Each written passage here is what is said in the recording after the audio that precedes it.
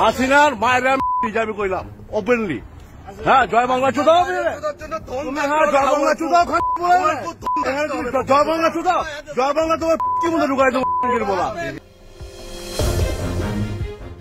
কানাডার টরেন্টোতে জয় বাংলা স্লোগান দিয়ে বিপাকে পড়েছেন সাবেক ক্ষমতাসীন দল আওয়ামী লীগের এক বাংলাদেশি প্রবাসী সমর্থক।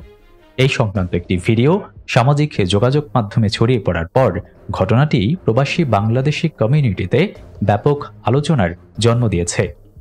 ভিডিওতে দেখা যায় টরন্টোর একটি ফ্রেশকো সুপারমার্কেটের পার্কিং লটে এক ব্যক্তি জয় বাংলা স্লোগান দিলে সঙ্গে সঙ্গে তীব্র প্রতিবাদের মুখে পড়েন তিনি।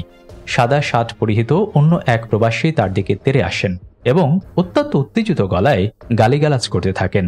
এ সময় তিনি জয় বাংলা স্লোগান এবং সাবেক প্রধানমন্ত্রী শেখ হাসিনাকে নিয়ে কুরুচিপূর্ণ এবং আক্রমণাত্মক মন্তব্য করতে থাকেন এবং তাকে বারবার রিফিউজি বলেও সম্বোধন করা হয়। জয় বাংলা তোমার, জয় বাংলা তোমার রিফিউজি বলা করতে আইসস করতে কা জয় বাংলা।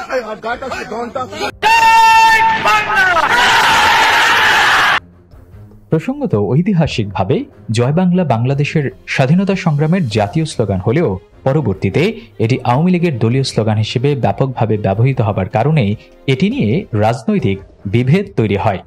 বাংলাদেশে ক্ষমতার পালা বদলের পর প্রবাসে এই বিভক্তি আরও তীব্র হয়েছে। সামাজিক যোগাযোগ মাধ্যমে এই ভিডিও নিয়ে মিশ্র প্রতিক্রিয়া দেখা গেছে। অনেকে বিদেশের মাটিতে এই ধরনের আক্রমণাত্মক আচরণের নিন্দা জানিয়েছেন।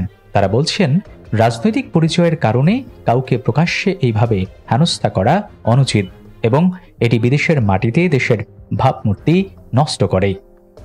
তবে বিপুল সংখ্যক ব্যবহারকারী এর ভিন্ন মত পোষণ করেছেন। তাদের ভাষ্যমতে বাংলাদেশে দীর্ঘ 15 বছর স্বৈরাচারী শাসনের পতনের পর ক্ষমতাচ্যুত দলের সমর্থকেরা বিদেশে উস্কানিমূলক স্লোগান দিয়ে পরিবেশ উত্তপ্ত করার চেষ্টা করছে। এই ঘটনাকে তারা উস্কানির বিরুদ্ধে সাধারণ প্রবাসীদের পুঞ্জীভূত ক্ষোভের বহির্প্রকাশ হিসেবে দেখছেন। হাসিনার মায়ের আমি কইলাম ওপেনলি। হ্যাঁ, জয় বাংলা চুদাও, জয় বাংলা চুদাও, জয় বাংলা চুদাও, জয় বাংলা তোমার কি মনে ঢুকাই দেবো বলা।